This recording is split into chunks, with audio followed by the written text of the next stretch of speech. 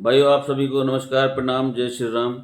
भाइयों, मैंने आप सभी के समक्ष कल स्वदेशी आंदोलन के विषय में बताया था कि स्वदेशी आंदोलन 1905 में हुआ था, जिसमें मुख्य रूप से लोकमान्य बाल गंगाधर तिलक, लाला लाजपत राय और विपिन चंद्र पॉल, इन तीनों ने मिलकर इसको सशक्त बनाया था। 1905 की ये बात है, जब तक गांधी जी भी नहीं आए थे। सारी चीज़ें मैंने आपको बता दी थी। और इस स्वदेशी आंदोलन का मतलब था अंग्रेजी सारी चीज़ों का बहिष्कार करना और अपने देश में जो चीज़ें बन रही हैं उनको इस्तेमाल करना, और जो नहीं बन रही हैं उनका उत्पादन शुरू करना। ये उसका उद्देश्य था। जैसे आज मोदी जी का उद्देश्य एज इट इज, इस आंदोलन का बहुत बड़ा सहयोग कह लीजिए या बहुत बड़ी भूमिका रही है आज़ादी दिलाने में, क्योंकि भारत को आर्थिक रूप से उस समय सशक्त बनने की आवश्यकता थी। तो मैंने आपको बताया था कि अंग्रेजों के कपड़ों का उन्होंने बहिष्कार कर दिया। अंग्रेजों के कपड़ों का बहिष्कार करने के बाद में क्या हुआ, फिर वहाँ से विदेश से चीनी आती थी, तो चीनी का भी बहिष्कार कर दिया। अब चीनी का बहिष्कार किया तो अब एक सामने समस्या ये है कि चीनी तो बहुत ज़रूरी चीज़ है, उसके स्थान पर हम क्या खाएं। तो चीनी के जगह कार्यकर्ताओं ने और किसानों ने बातें की मिलकर बैठकर, और उन्होंने गुड़ बनाने का निर्णय लिया और गुड़ को शक्कर के रूप में परिवर्तित करके सभी अपने घरों में इस्तेमाल करने लगे। यानी चीनी का स्थायी उपयोग बंद हो गया, स्थायी रूप से समापन हो गया। चीनी एक बहुत आवश्यक चीज़ है और बहुत बड़ी मात्रा में विदेशों से चीनी आती थी। इससे अंग्रेजों की कमर टूट गई एक तरीके से। और उसके बाद क्या हुआ, अंग्रेजों के यहाँ से ब्लेड आते थे दाढ़ी बनाने वाले, उन्होंने ब्लेडों का भी बहिष्कार कर दिया कि हम अंग्रेजी ब्लेड से दाढ़ी नहीं बनाएंगे। तो फिर क्या करेंगे, उन्होंने कार्यकर्ताओं ने फिर दिमाग लगाया कि इसके स्थान पर क्या किया जाए। तो उस्त्रा, देसी उस्त्रा, हमारे यहाँ आप सभी जानते हैं उस्त्रे का उपयोग करना शुरू कर दिया। यहाँ तक कि नाई भी, कोई भी नाई की दुकान थी उस समय, वो सभी नाई उस्त्रे का इस्तेमाल करते थे।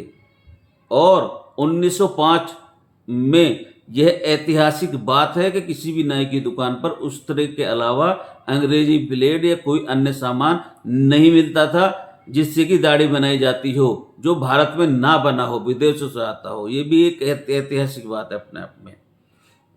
फिर उससे आगे क्या किया, उससे आगे उन्होंने ये किया कि जो अंग्रेजी सामान जिन दुकानों पर मिलता था, तो उनके बाहर सत्याग्रह करना शुरू कर दिया कि जब लोग आते थे, आने के बाद जब वो अंदर चले जाते थे, वहाँ से सामान लेकर वापस लौटते थे, तो वो बाहर सत्याग्रह पर बैठ जाते थे।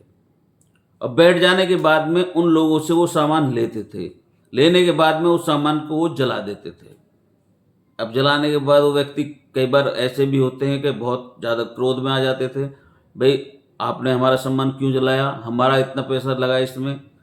तो वो क्या काम करते थे, ले करके उनको पैसा जितने रुपए का वो सामान लेकर के आए हैं, उतने रुपए उन्हें दे देते थे कि आप इन्हीं सामान को किसी भी स्वदेशी, जहाँ से स्वदेशी जो सामान मिलता है वहाँ पर जाकर के लीजिए।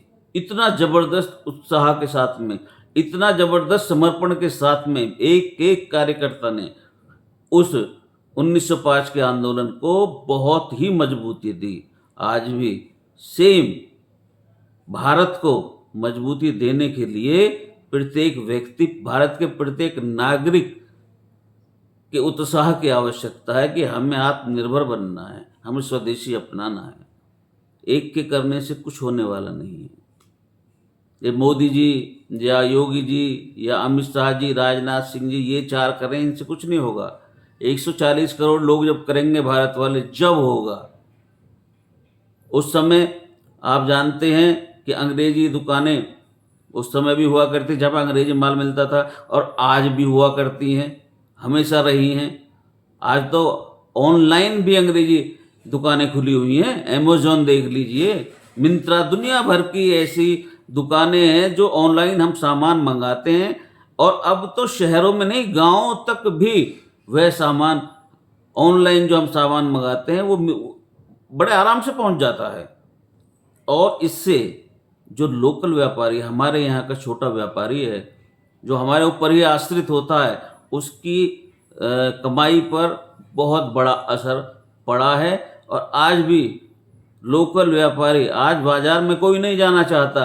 आज यहाँ तक कि खाना तक भी आप अपने फ़ोन से मंगा लीजिए, इतनी ये अच्छी सुविधाएं नहीं हैं।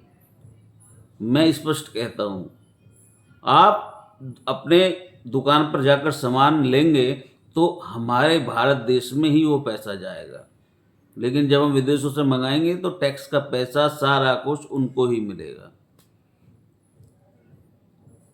तो जहाँ तक उन्होंने किया कार्यकर्ताओं ने, इसके बाद फिर और एक लंबी एक कार्यकर्ता हुए हैं, उनके विषय में मैं फिर आपको कल बताऊंगा। वो इतने ज़बरदस्त कार्यकर्ता थे कि उन्होंने बंदरगाहों पर जहाज़ों तक को जला दिया था, और उनका नाम इतिहास में कोई जानता नहीं, बहुत कम लोग ही जानते हैं। वो उसके विषय में मैं आपको कल बताऊंगा। मेरा विनम्र निवेदन है कि स्वदेशी केवल कहने मात्र से नहीं होने वाला, स्वदेशी करने से होगा। आत्मनिर्भर कहने से नहीं बनेंगे, आत्मनिर्भर जब बनेंगे जब स्वदेशी अपनाएंगे, और स्वदेशी जब हम अपनाएंगे तो स्वयं आत्मनिर्भर बन जाएंगे। क्योंकि स्वदेशी का अर्थ हुआ हमारे ही देश में बने, हमारे ही देश में पैदा हो, हमारे ही देश में बिके, तो सारा का सारा सब कुछ हमारे देश में ही रहेगा। तो आर्थिक समृद्धि भी देश की होगी, बेरोजगारी भी घटेगी, और स्वदेशी प्रत्येक व्यक्ति इस्तेमाल करने पर उसको मजबूर भी होना पड़ेगा। यदि 50% लोग भी इस कदम को उठा लें तो बाकी 50 को मजबूरी में स्वदेशी इस्तेमाल करना पड़ेगा, और यह हमारी बहुत बड़ी जीत होगी। हम नंबर 1 पर जाने में, मैं आपको ईमानदारी से बता रहा हूँ, आत्मनिर्भर तो ये बहुत छोटी चीज़ हो जाएगी, हमारी इकोनॉमी नंबर 1 की ओर बहुत तेज़ी से बढ़ेगी। इतना बड़ा बाजार है भारत। आप सबने सुना, बहुत बहुत धन्यवाद। कल इससे आगे का मैं आपको भाग बताऊंगा स्वदेशी आंदोलन का, और वही आंदोलन आज चल रहा है। बस क्या है, समय, काल और वातावरण, इन 3 का फर्क है, बाकी कुछ फर्क नहीं। जय हिंद, जय भारत।